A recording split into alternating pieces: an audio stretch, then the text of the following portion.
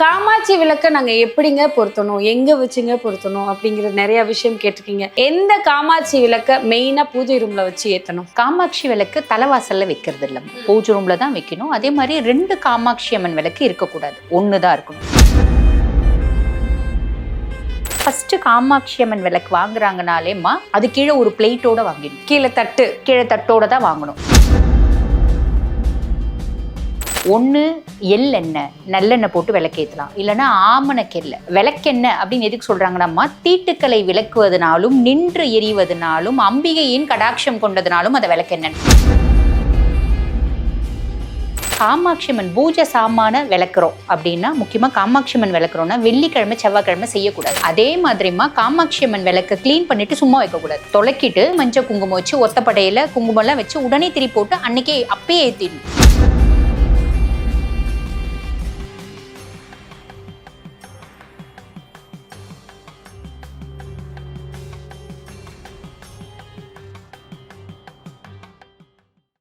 You Tamil பக்தி நேயர்களுக்கு வணக்கம்.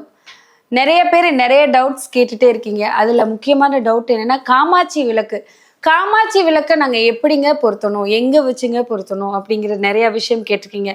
காமாட்சி விளக்குல ஜோதி ஏத்தும் போது நாங்க அதோட என்ன பொருட்கள் வச்சு ஏத்தணும், காமாட்சி விளக்கு எந்தெந்த சைஸ்ல நம்ம யூஸ் பண்ணலாம், காமாட்சி விளக்க மெயினா வீட்டுல சாமி அறையில வச்சு ஏத்தணுமா இல்ல ஹால்ல வச்சு ஏத்தணுமா? சில பேர் பார்த்தா காமாட்சி விளக்க எங்க வச்சு யூஸ் பண்ணணும்னு தெரியாம வீட்டுக்குள்ள நுழையும் போதே இந்த நில வாசல் 2 வாசல்ல வச்சிருப்பாங்க. அந்த மாதிரி வைக்கலாமா அப்படிங்கிற விஷயம் எல்லாம், இந்த காமாட்சி விளக்க நம்ம எப்படி யூஸ் பண்ணணும் அப்படிங்கிற தெளிவான விளக்கத்தை நம்ம டாக்டர் தீபா அருளாளன் அவங்க கிட்ட கேட்டு தெரிஞ்சுக்கலாம். வாங்க. வணக்கம் மேம். வணக்கம் மேம். காமாட்சி விளக்கை பத்தி கேட்டு சொல்லுங்கன்னு சொல்லுங்க. காமாட்சி விளக்கு அந்த காலத்துல இருந்து ஒரு வீட்டுல ஈவினிங் 6 மணி ஆச்சு விளக்கு ஏத்து அப்படின்னாலே பித்தளையில எல்லாரும் வீட்லயும் இருக்கிற ஒரே விளக்கு, குத்து விளக்கு இல்லாதவங்க வீட்டுல கூட குட்டிய ஒரு காமாட்சி விளக்கு இருக்கும். அந்த காமாட்சி விளக்குலதான் விளக்கேத்துவாங்க. சில பேர் நல்லெண்ணெய் ஊத்துவாங்க, சில பேர் விளக்கெண்ணெய் ஊத்தி ஏத்துவாங்க, சில பேர் பார்த்தா இந்த 5 எண்ணெய் அப்படின்னு சொல்லுவாங்க, அது ஊத்தி கலவை ஊத்துவாங்க. அதுக்குள்ள சின்னதா ஒரு வாசனைக்காக கற்பூரம் போடுவாங்க. சில வாசனை வர்றதுக்கு சில பொருட்கள்லாம் போடுவாங்க. அந்த மாதிரி தீபம் ஏத்துவாங்க. சில பேர் பார்த்தா காமாட்சி விளக்கு நில வாசல்ல 2 சைடு காமாட்சி விளக்கு வச்சு ஏத்துறாங்க. இப்ப முதல்லாம் காமாட்சி விளக்குன்னு சொன்னாவே ஒரு லக்ஷ்மி காமாட்சி படம் போட்டு விளக்கு மட்டும்தான் காமாட்சி விளக்குன்னு இருந்தது. இப்ப நிறைய படம் போட்டு வந்துருச்சு, நிறைய டிசைன்ஸ் எல்லாம் வந்துருச்சு. எந்த காமாட்சி விளக்க மெயினா பூஜை ரூம்ல வச்சு ஏத்தணும்? ஆக்சுவலி நீங்க சொன்னது கரெக்ட். காமாட்சி விளக்கு தலைவாசல்ல வைக்கிறது இல்லை, பூஜை ரூம்ல தான் வைக்கணும். அதே மாதிரி 2 காமாட்சி அம்மன் விளக்கு இருக்கக்கூடாது, 1 தான் இருக்கணும். இப்ப காமாட்சி அம்மன் விளக்கு அப்படின்னாலேமா காமாட்சி தாயாரோட கரும்பு வச்சிருக்க மாதிரி அம்பிகை உட்கார்ந்துட்டு இருப்பா, அது 1 இருக்கு. அதே மாதிரி மகாலட்சுமி 2 யானையோட கஜலட்சுமி விளக்கு, அதிகமா கஜலட்சுமி விளக்கு தான் நிறைய பேர் வீட்டுல இருக்கும். கஜலட்சுமி இருக்கும். இன்னொன்னு பாத்தீங்கன்னா காமாட்சி அம்மன் விளக்குலயே அஷ்டலட்சுமிகளோட விளக்கு, இது 3 தான் ரெகுலரா இல்ல. அஷ்டலட்சுமி கூட இப்பதானே மேம் ட்ரெண்ட்ல வந்திருக்கு. ஆமா, அந்த காலத்துல இருக்காது. இந்த கஜலட்சுமியும் காமாட்சி மட்டும்தான் இருக்கும். அந்த ரொம்ப வருஷத்துக்கு முன்னாடி எல்லாம் பாத்தீங்கன்னா, இப்ப நாங்க சின்ன பிள்ளைலாம் இருக்கும் போதுலாம் எங்க பாட்டி வீட்டுல கஜலட்சுமி விளக்கு இருக்கும், எங்க பெரியம்மா வீட்டுல காமாட்சி கரும்போட இருக்க மாதிரி இருக்கும். அந்த மாதிரிதான் விளக்கு. இப்பதான் பாத்தீங்கன்னா குபேரர்கள் நிறைய வச்சு விளக்கு வந்துட்டு இருக்கு. அதே மாதிரி பாத்தீங்கன்னா முருகர், இந்த 6 படை வீடு வச்சு முருகர் வச்சு விளக்கு வந்திருக்கு. எல்லாமே காமாட்சி அம்மன் விளக்கு சுரூபத்துல தான் வந்திருக்கு. ஜென்ரலாவே பாத்தீங்கன்னா இப்போ ஒருத்தவங்க இந்த பதிவை பாக்குறாங்க, இப்பதான் கல்யாணம் ஆயிருக்கு, தண்ணி கொடுத்துரும் போயிருக்காங்க, புதுசா வேற ஊர்ல இருந்து இன்னொரு ஊருக்கு டிரான்ஸ்ஃபர் ஆயிருக்காங்க, காமாட்சி அம்மன் விளக்கு வாங்கியிருக்காங்க. அவங்க என்ன பண்ணணும் அப்படின்னா, ஃபர்ஸ்ட் காமாட்சி அம்மன் விளக்கு வாங்குறாங்கனாலேமா அது சுத்தபத்தமா தான் கொடுப்பாங்க. அது கீழே ஒரு பிளேட்டோட வாங்கிடணும், கீழே தட்டோட தான் வாங்கணும். அது வாங்குறது பாத்தீங்கன்னா பித்தளையில வாங்கலாம், செப்புல வாங்கலாம், வெள்ளியில வாங்கலாமா. என்னோட கிளைண்ட்ஸ் நிறைய பேர் வீட்டுல தங்க காமாட்சி அம்மன் விளக்கு கூட இருக்குமா, தங்க குத்து விளக்கு கூட இருக்கு. அதான் உங்களோட வசதியை பொறுத்து. ஓகேங்களா? அந்த மாதிரி காமாட்சி அம்மன் விளக்கு வாங்கும்போதே தட்டோட வாங்கிடணுமா. வாங்கிட்டு அது அவங்க சுத்தமா கொடுத்தாலும் நம்ம தண்ணியில அது சுத்தி பண்றதுன்னு இருக்குமா, தண்ணியில கொஞ்சோண்டு ஜவ்வாது போட்டு மஞ்சத்தூள் போட்டு அதை தண்ணியில முக்கி எடுத்துடணும். ஆமா, முக்கி ஒரு 5 நிமிஷம் முக்கிட்டு அதுக்கப்புறம் அதை எடுத்து உடனே என்ன பண்ணலாம், அதுக்கு நல்ல மஞ்சள் குங்குமம், எந்தெந்த இடத்துலலாம் மஞ்சள் குங்குமம் அழகா வைக்க முடியுமோ அது எல்லாரும் ஃப்ரண்ட்ல மட்டும்தான் வைப்பாங்க, பேக்லயும் வைக்கணும். அந்த அம்பிகையினோட பிம்பம் பின்னாடியே இருக்கும், அந்த பிம்பத்துக்கும் வைக்கணும். வச்சுட்டு எத்தனை ஒத்தப்படையில போட்டு வைக்கணும், ரெட்டைப்படையில வைக்கக்கூடாது. ஒத்தப்படையில பொட்டு வச்சு சாதா திரி போடுறோம்னா ரெட்டை திரி, பஞ்சு திரி போடுறோம்னா சாதா திரி. ஒரு திரி, ஓகேங்களா?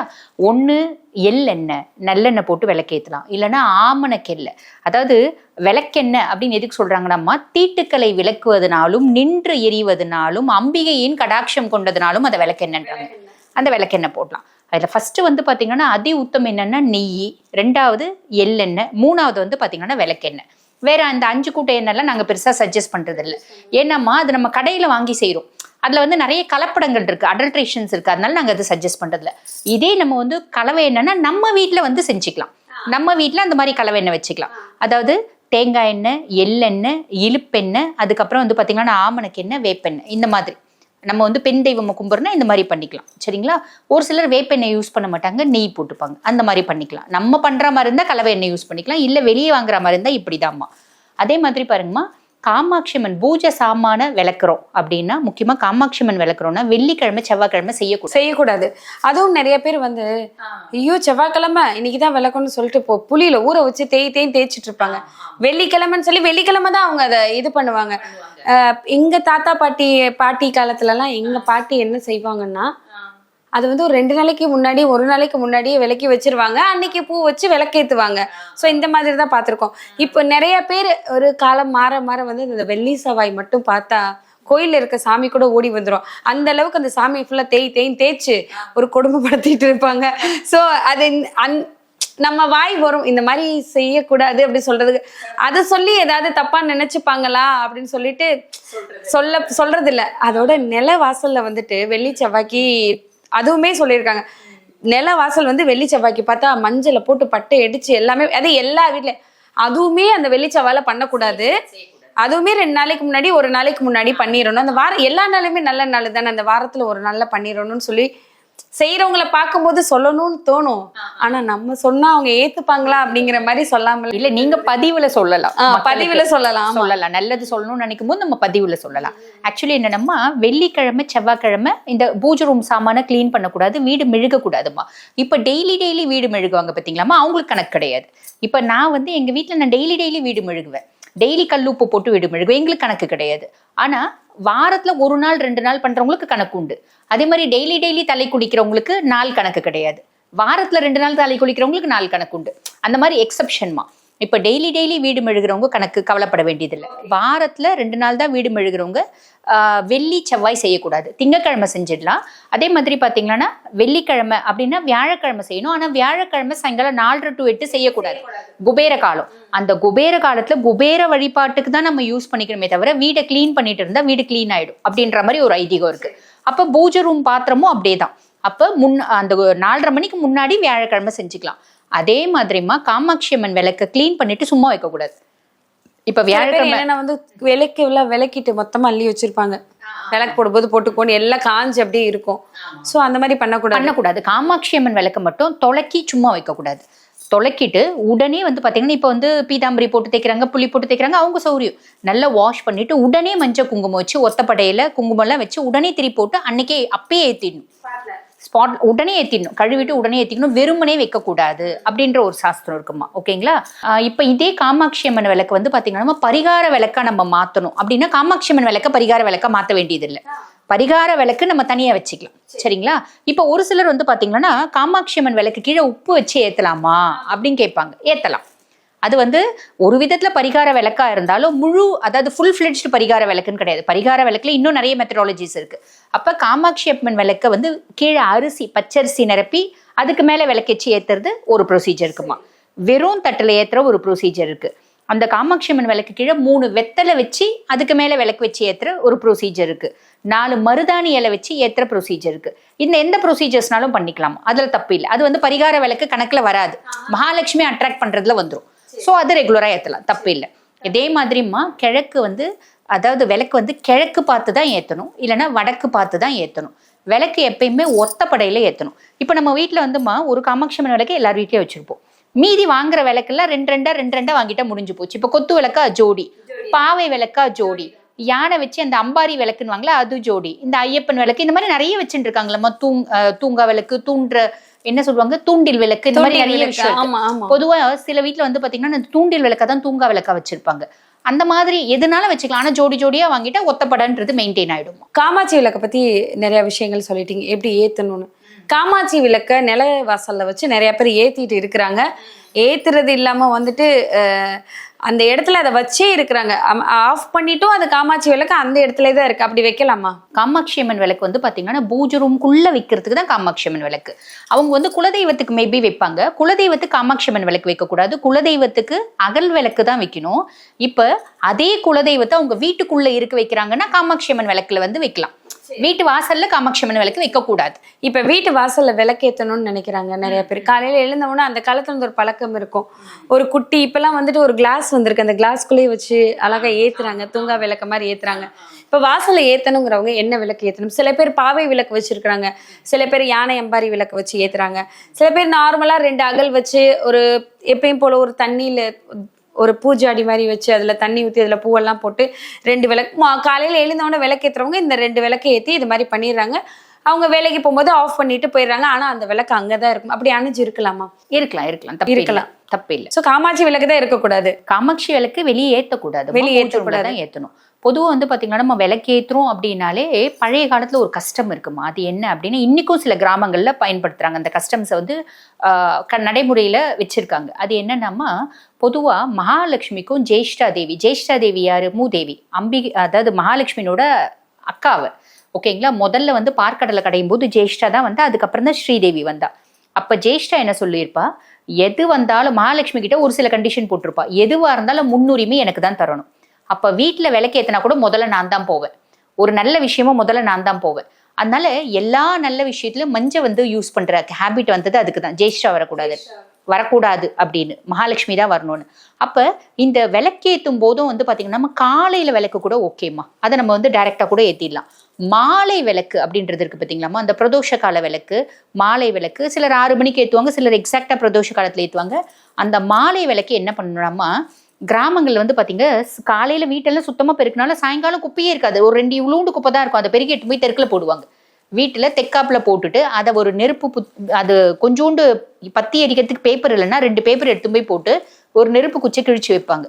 கிழிச்சு வச்சா விளக்கு ஜெயிஷ்டா தேவி வருவா. அப்ப ஜெயிஷ்டா அங்க போயிடுவா. அதுக்கப்புறம் வீட்டு தலைவாசல்ல 2 விளக்கு வச்சு உள்ள விளக்கு ஏத்துவாங்க, ஸ்ரீதேவி வருவா. ஸோ எப்பயுமே விளக்கு ஜெயிஷ்டா கொடுக்கணும். நம்ம விளக்கா கொடுக்கறத விட அந்த மாதிரி சாயங்காலம் குப்பை எரிக்கிற ஹேபிட் வைக்கலாம்.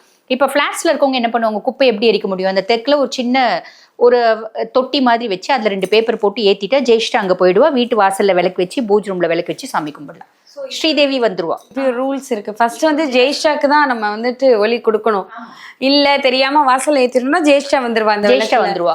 மகாலட்சுமியை கும்பிடும் போது கூட வந்து பாத்தீங்கன்னா நம்ம மகாலட்சுமி சித்தி ஆகணும்னா ஃபர்ஸ்ட் இப்ப மகாலட்சுமியோட எந்த மந்திரமான சொல்லலாம், கனகத்தாரா சொல்லலாம், ஸ்ரீ சுக்தம் சொல்லலாம், லக்ஷ்மி சாஸ்திரநாம சொல்லலாம், எது வேணா சொல்லலாம். முதல்ல ஓம் ஜேஷ்டாய நமக்கு, ஓம் ஜேஷ்டாய நமக்கு, ஓம் ஜேஷ்டாய நமக்குன்னு அவளை ஒரு 11 முறை கும்பிட்டுட்டு அவ வந்த இடத்துலதான் மகாலட்சுமி வருவா.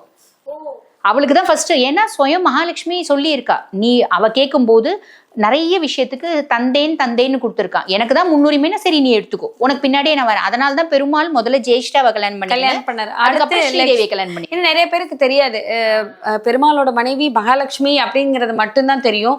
இன்னொருத்தவங்க சைட்ல இருப்பாங்க, அவங்க மார்புலயோ 2 வச்சு. ஆமா, அவங்க யாருன்னா 2 பேருமே லட்சுமின்னு தான் நினைச்சிட்டு இருப்பாங்க. அவங்களுக்கு இந்த காணொலி பாக்குறவங்களுக்கு தெளிவா தெரியும், அது வந்து ஜேஷ்டா. ஆமா, மூதேவி ஒண்ணு, ஸ்ரீதேவி ஒண்ணு. ஸ்ரீதேவியை கும்பிடுறதுக்கு முன்னாடி ஜெயிஷ்டாவை ஃபர்ஸ்ட் கும்பிட்டுட்டு தான் வந்துட்டு கும்பிடணும். நிறைய பேர் திட்டும் போது சொல்லுவாங்க மூதேவி அப்படின்னு திட்டாதுன்னு சொல்லுவாங்க. அதுக்கு காரணமே இதுதான். ஏன்னா வந்துருவா வந்து உட்காந்துப்பா. அதுக்கப்புறம் நம்ம ஸ்ரீதேவியை கூப்பிடணும். ஆனா கோவத்துல நம்ம கூப்பிட மாட்டோம், அந்த வார்த்தையை திட்டிட்டு விட்டுருவோம். சோ அதனால இந்த வார்த்தையை சொல்லக்கூடாதுன்னு முன்னோர்கள் அந்த காலத்துல இருந்து நிறைய விஷயங்கள் சொல்லி வச்சிருக்காங்கன்னா அதுல ஏதோ ஒரு விஷயம் இருக்கு அப்படிங்கறதுனாலதான். எல்லாத்துக்கு பின்னாடியும் நிறைய சயின்டிபிக் ட்ரூத்தும் இருக்குமா, ஒரு ஆன்மீக சம்பந்தப்பட்ட விஷயமும் நிறைய இருக்கு. அப்புறம் இந்த காமாட்சி விளக்கை பொறுத்த வரைக்கும் இன்னொரு விஷயம் கேட்கணும். நிறைய எவ்வளோ பெரிய பணக்காரங்களா இருந்தாலும் சரி, எவ்வளோ இல்லாதவங்களா இருந்தாலும் சரி, ஒரு இறந்துட்டாங்க, ஒரு மரணம் ஏற்பட்டுருச்சு, அந்த இடத்துல அவங்க தலைக்கு மேல காமாட்சி விளக்கு தான் ஏத்திருப்பாங்க. அது ஏன், எந்த காரணத்துக்காக காமாட்சி விளக்கு ஏத்துமா? கடைசி முடிவு எங்க போய் முடியுது? சுடுகாட்டுல, இடுகாட்டுல முடியுது. இடுகாட்டுக்கு யார் தலைவன்? ஈசன். அம்பிகையும் இடுகாட்டுல ஈசனோட ஒரு அர்த்தாங்கினி, அவ அர்த்தநாரீஸ்வரர் கோலம் போண்டவ தானே ஈசன். அதனால ஈசனுக்கு சமர்ப்பிக்கும் விதமா காமாட்சி அம்மன் விளக்கு ஏத்துறதுமா. எவ்வளோ இருந்தாலும் தலைமாட்டுல காமாட்சி அம்மன் விளக்கு தான் ஏற்றணும், அந்த ஆத்மாக்கு சாந்தி கிடைக்கிறதுக்கு. அதான் அந்த விஷயம். இந்த வீட்டுல இருக்க லட்சுமி, இப்ப லட்சுமி எதுனா காமாட்சி விளக்கு தான். அதை பார்த்தாலே வந்துட்டு நான் ஒரு பெரிய என்னமோ பெரிய கோயிலுக்கு போலேனாலும் அதை பார்த்து நம்மளுக்கு ஒரு சந்தோஷமா இருக்கும், திருப்தியா இருக்கும். அந்த விளக்க தான் அந்த இடத்துலயும் அவங்க உட்கார வச்சிருந்தாலும் சரி, படுக்க வச்சிருந்தாலும் சரி, அவங்க தலைக்கு மேல அதுதான் ஏத்துறாங்க. சோ அதுக்கு காரணம் இதுதான். அந்த ஆத்மாக்கு திருப்தி, மோட்சம், சந்தோஷம் எல்லாமே கிடைக்கிறதுக்கு 30 நாளுமே அந்த விளக்கு அந்த இடத்துல வச்சுதான் ஏத்துவாங்க. அதே மாதிரிமா அந்த சாகு வீட்டுல ஈசனோட பாட்டு போடுவாங்க. நீங்க கேட்டிருக்கீங்களா? ஈசனோட பாட்டு தான் போடுவாங்க. நிறைய ஈசன் பாட்டு போடுவாங்க. ஏன்னா மோட்சம் அடையறதுக்கு. சில இடத்துல வந்து பாத்தீங்கன்னா அந்த இறந்தவங்க சமாதிக்கு மேல ஒரு சிவலிங்கம் பிரதிஷ்டை பண்ணுவாங்க. பாத்திருக்கீங்களா நீங்க அந்த மாதிரி? அந்த பாட்டு கேட்டிருக்கேன் நான்.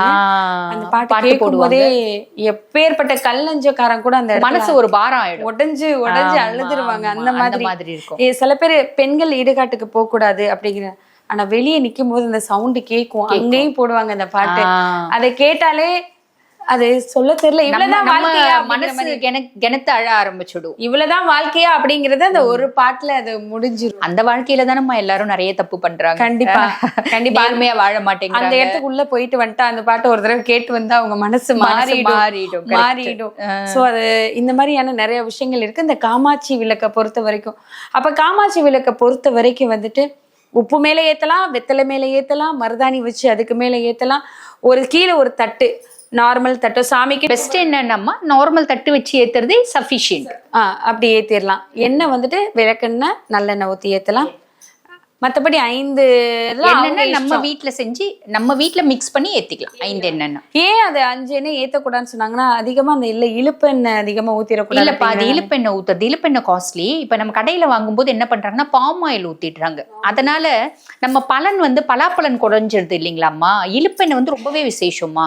நம்ம முன்னோர் வழிபாட்டுக்கு, பித்ரு தர்ப்பணத்துக்கு, பித்ரு கடன் செலுத்துறதுக்கு, அந்த வழிபாட்டுக்கு, அதே மாதிரி பரமேஸ்வரனோட வழிபாட்டுக்கு இழுப்பெண்ணெய் ரொம்ப முக்கியமா.